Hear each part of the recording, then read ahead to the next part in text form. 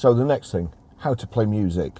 All we do, well, there's a couple of things we can do, to be fair, but if I go to music, you'll see at the bottom it's showing Insta there.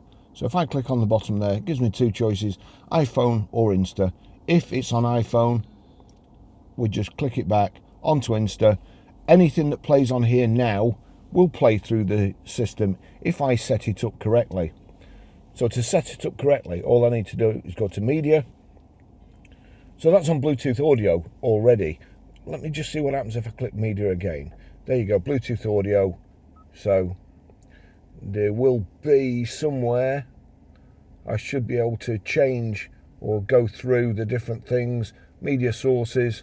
So there you go, Bluetooth audio, USB music, USB video, or whatever. So there's nothing else plugged in, so it's just defaulting to Bluetooth audio. Now if I turn this up, where is the... Searching for some perfect world we know we'll know. So that's it, that's Bluetooth audio.